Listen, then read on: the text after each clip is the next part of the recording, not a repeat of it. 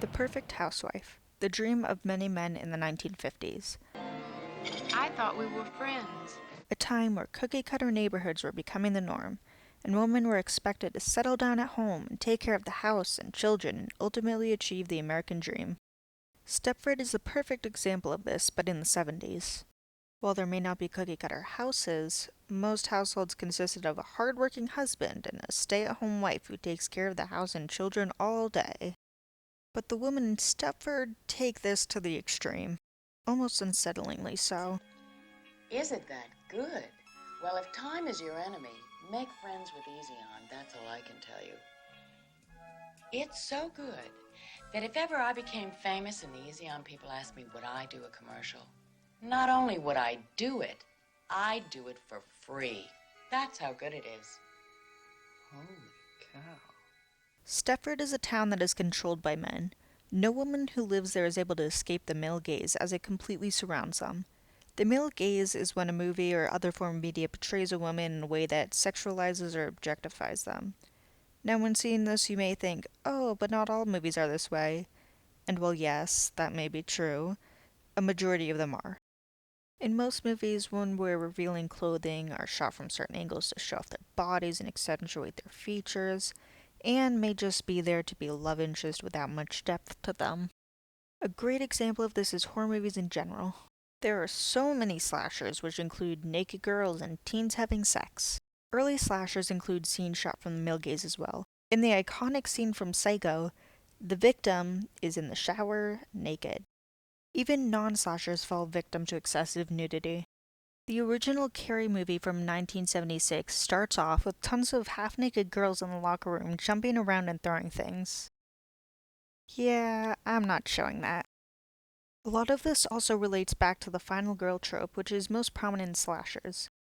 The final girl trope is typically where a group of people are out somewhere, whether it be on vacation, at a summer camp, babysitting, or throwing a party, and people are killed off until a single girl is left who survives and escapes.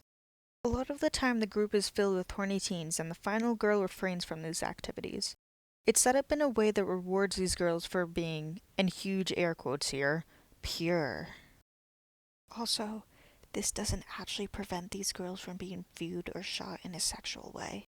The Stepford Wives sets things up so you'd expect Joanna to be the final girl. Joanna finds that Charmaine and Bobby have started acting like the other women in Stepford. She goes to confront the person behind this, get her kids back, and flee Stepford. It's a perfect setup for Joanna to be the final girl who escapes from the town, able to tell the tale of how she survived the crazy men who lived there. But that isn't what ends up happening. When she goes to confront the person behind this, she finds a room that looks exactly like her room with another her in it. The other Joanna, which we find out is a robot, is in a silky see-through nightgown and nothing underneath with black eyes and enhanced features. She slowly walks towards Joanna with a stocking in her hand, wrapping it around her wrist and preparing to strangle her and take her place. Then it cuts.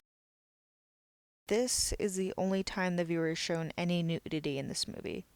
In fact, it's the only time Joanna, and one of the few times that any of the women in this movie are viewed in a sexual way. And this is actually part of the reason why the ending is as impactful as it is. The one and only time nudity is shown is when we see the robot version of Joanna, the object quite literally made by men for men. Robot Joanna is the epitome of the male gaze. She's gorgeous, she's naked, and she is ready to do whatever she's told. The real Joanna, meanwhile, doesn't want to be a traditional housewife who's at her husband's beck and call. She dreams of having a career as a photographer, and she is actively working hard to achieve it. She does love Walter, but that doesn't mean she wants to sit there and let him make all the decisions. She's very independent, and the camera work reflects this too. There's no shots that pan down to show her body, and there's no shots that linger a little too long on her boobs or butt. She doesn't wear anything really revealing, but she also doesn't wear anything that's extremely modest either. Robot Joanna, on the other hand, is the complete opposite of this. She's barely wearing anything, and the camera holds on her body for long periods of time. There's literally a shot of her boob that just stays for a second before panning out to her face. It's like the camera's telling us that her body is the most important thing about her.